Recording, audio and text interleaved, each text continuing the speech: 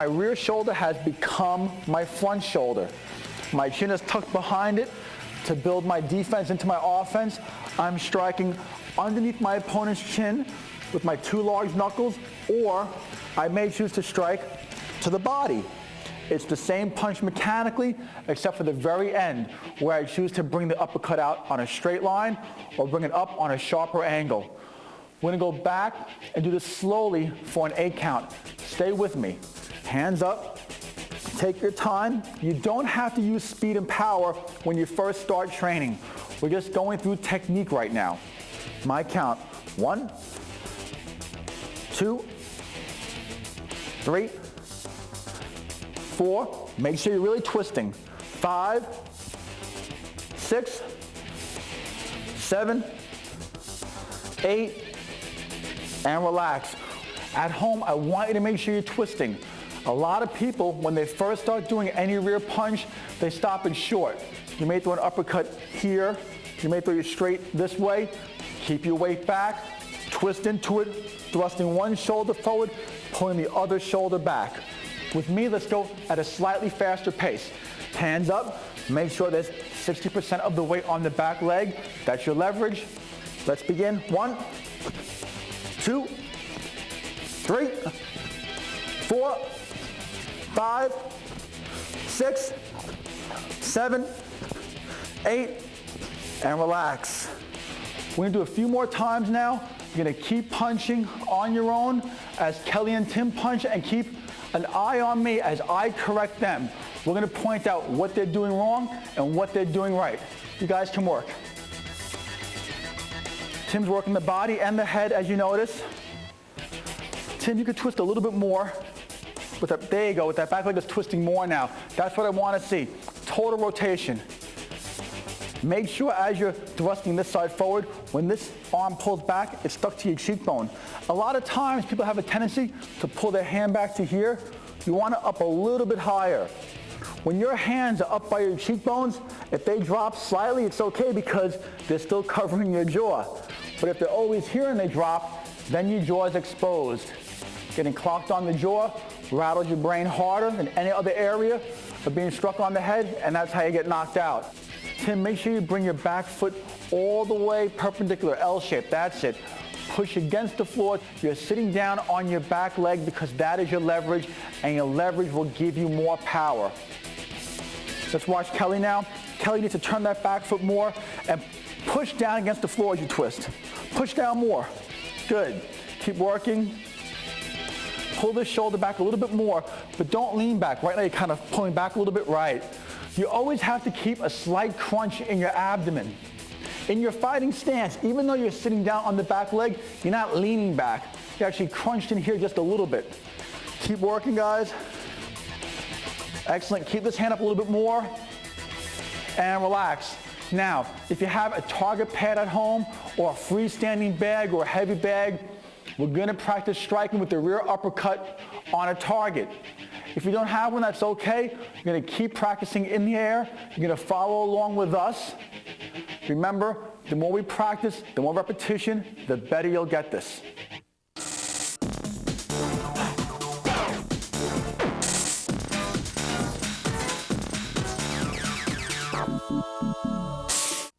Now it's time to start striking different targets. Remember, if you don't have a pad at home or a target to strike, it's okay.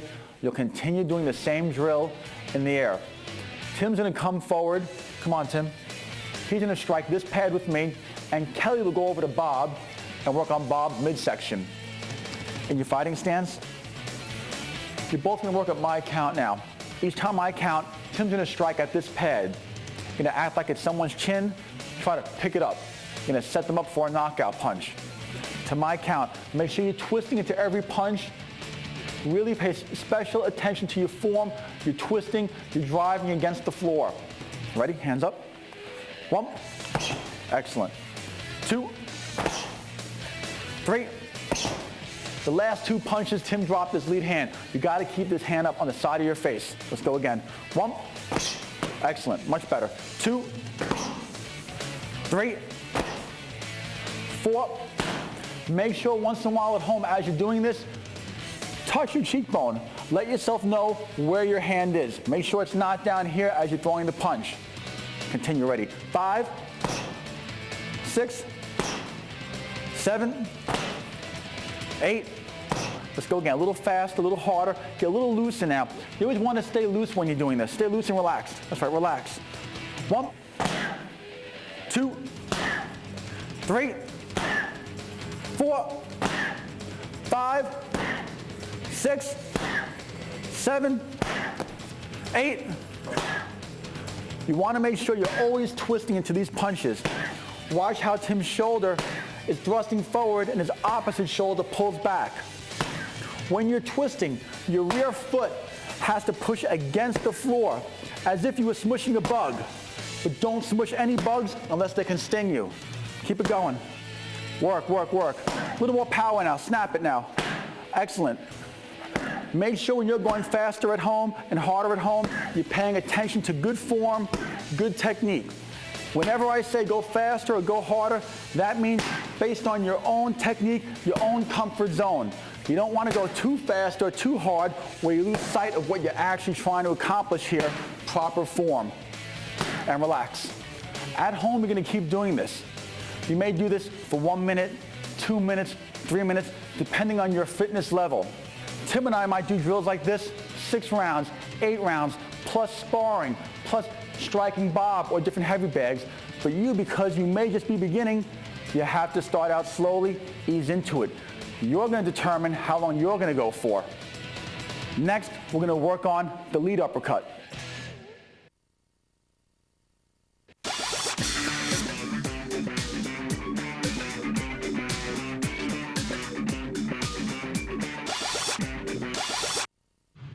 The lead uppercut is the next punch to add to your arsenal. This is the most difficult punch for most people as it breaks many of the basic power punch rules. Unlike other power punches like the straight, lead hook, rear uppercut, rear hook, the lead uppercut doesn't get its power from the pivot of one of your feet. Rather, both feet remain planted on the floor, with the pivot coming only from your torso. Just as the rear uppercut sets up your opponent for a lead hook, the lead uppercut is a great setup punch for a straight.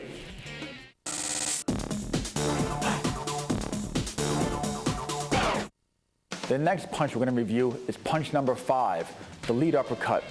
In your fighting stance, hands up, chin down, you're going to begin dipping your rear shoulder forward. This is going to help preset your body for the lead uppercut.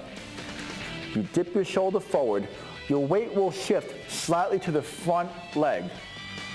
As your weight is on the front leg, you're going to begin to uncoil your body, twisting your torso and driving your lead hand under your opponent's chin or to their body. Unlike other power punches, you're not going to twist into this punch with either foot. As you know from having reviewed punches 1, 2, 3, and 4 so far, you twist into your power punch number 2, into power punch number 3, and power punch number 4. But on 5, all the twisting, all the power is coming from uncoiling your torso. You're going to do it with me. Your hands are up. Dip your rear shoulder forward, dropping your weight to the front leg, uncoiling your body, driving your fist under your opponent's chin. Make sure you're only striking with the 2 larger knuckles because they're the stronger ones. Now on my count, we're going to do a set of 8. We're not going to go fast. We're going to take our time and get down all the mechanics of this punch. This punch takes a while to develop because there is no foot pivoting into it. It's a little different than other power punches, so we're going to go a little bit slower this time. Hands up with me. 1, back, 2, 3, 4, 5, 6, 7, 8, and relax. One thing I want you to pay careful attention to is as you throw this punch, you want to make sure all of the joints on the front side of your body stay as close to a straight line as possible. What I mean by that is when a lot of people throw this punch, their knee might point one way, their elbow's going a different way. it splits your energy in different directions. You want every joint moving together. Watch me again as I demonstrate. I twist, uncoil, and you'll see that everything from my wrist, my elbow, my hip, my knee, my ankle, they're lined up. Nothing is out of line like this. I lose power this way. With me again, a little faster this time. Let's do an 8 count. Stay with me. Hands up. 1, 2, 3, 4, 5, 6, 7, 8. A little faster. 1, 2, 3, 4, 5, 6, 7, 8. And keep working now on your own. Let's see how Tim's doing. Keep working, good. Make sure your knee comes over that front foot. Keep going. That's a little bit better. Keep your chin down a little bit more. When you're throwing uppercuts, a lot of people have a tendency to pick their torso up. You want to stay down, stay crunched in a defensive posture. When I'm crunched down, my chin comes behind my shoulder. That protects me. Keep working. Good. Let's see Kelly now. Kelly, your knee is pointing inside too much. I want Kelly's knee to go right over her foot. Keep going. Stay crunched down a little bit more, Kelly. Make sure at home when you're practicing this, you're not standing straight up. Anytime in an altercation, whether you're actually practicing fighting or in a real, live, street fighting situation, if you make yourself tall as you punch, you expose your body more and your jaw more. You're going to stay down, boom, behind your punches. Relax. Now, if you have a pad at home or a target, we're going to start striking objects now. We're going to work on a little bit more power and on accuracy.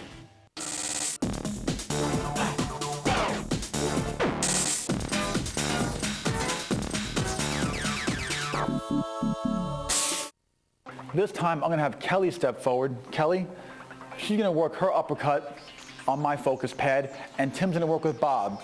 Tim, I want you to stay to the body. In your fighting stance, my count. Take your time. Remember, if you don't have any pads to hit at home, it's okay. Just go through the same motion you were practicing before. Doing a slow count. 1, 2. Right now, you're pulling back too much. As you're throwing it, you're pulling back. You don't want to pull back on your uppercut. You want to stay down crunched in your abs. 3, a little better. 4, 5, a little more twist into it. 6, 7, much better. 8, 9, 1, 2, 3, 4, 5. Make sure as you're doing this, all your joints are staying aligned. As I pointed out earlier, when you throw the uppercut, you don't want your knee going one direction and your fist going a different direction. Everything has to move together. Make sure this knee is coming over your foot and the fist goes straight up this way. Ready? Again, let's start from 1. 1, 2, crunch in here a little bit. Stay crunched. There you go. 3, 4, 5, 6, 7, a little looser. 8, good. Now work free. Whenever you want, pop that uppercut. Make sure at home when you're doing this, you're going at your own pace. Even if I tell you to go faster at times, you go faster if you feel comfortable doing that. If your technique is still off and you need to slow down, do that.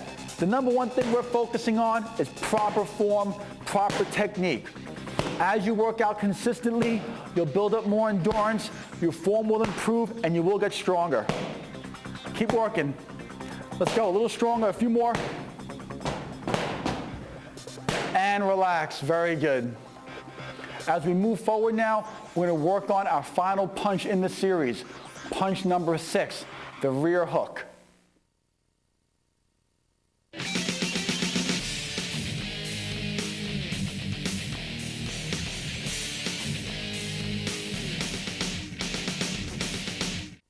The rear hook is the last punch you'll learn during this segment of Start Punching.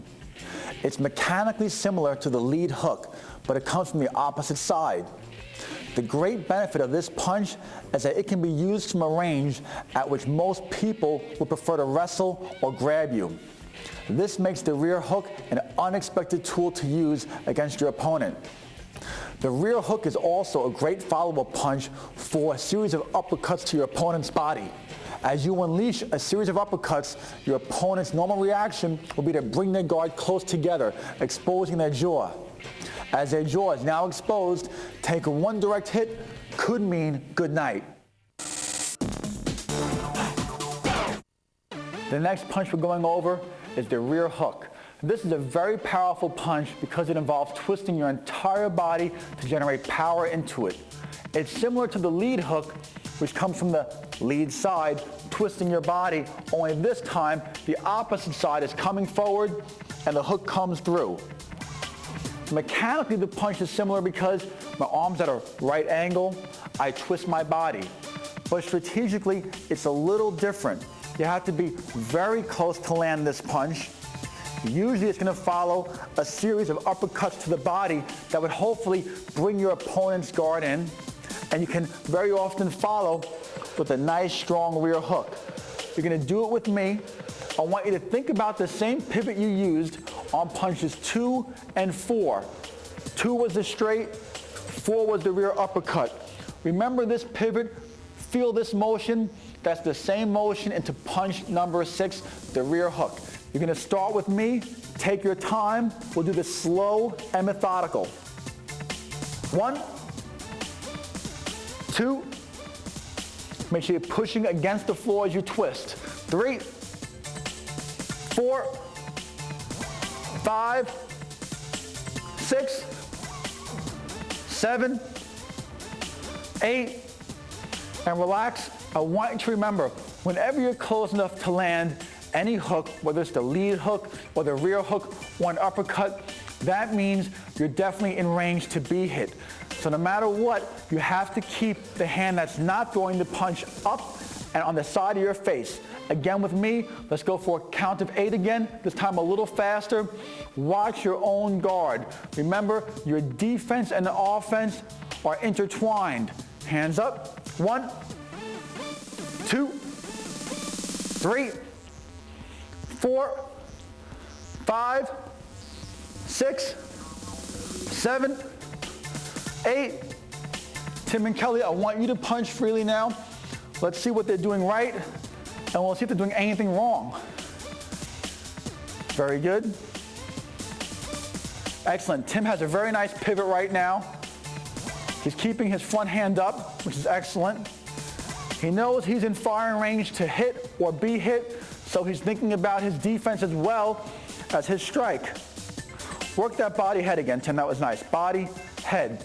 Whenever you go to the body, you're going to drop your height, throw the same punch mechanically, but from a lower posture. Let's watch Kelly now. That's a nice pivot, Kelly. Just pull the shoulder back a little bit more to generate a little more power. You're both doing a great job. Keep working. At home now, if you have a pad, a bag, a target, someone working out with you to hold a target, we're going to practice striking on an object. This will help you feel your power. It'll help you build your power. This time, I'm going to ask Kelly to step forward. She's going to help me out on this punch.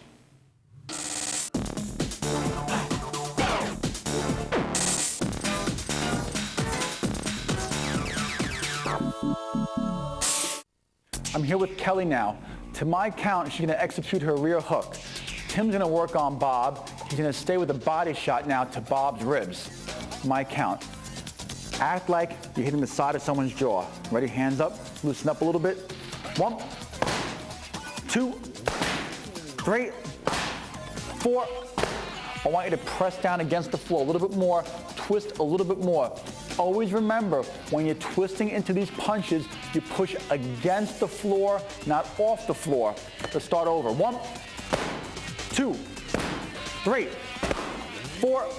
Push down more. 5, 6, 7.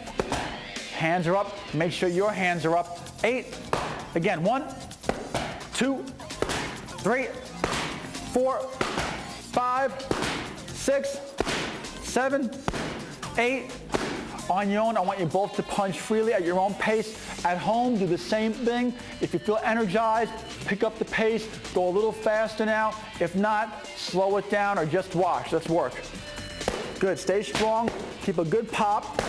Excellent. Push against the floor. Kelly's doing a great job right now. If you notice, her opposite side hand, her blocking hand has remained up the entire time. She hasn't dropped it once. Always paying careful attention to defense. Push down a little bit more. Make sure you're pushing against the floor. Keep going. A little faster. Boom. Excellent. At home, as you're doing this, if you feel energized, I want you to go a little bit faster. If not, it's okay to slow it down or even take a break. Keep working. Excellent. Give me a few more. And relax. Very good. You just completed punches 4, 5, and 6. That's a great job. But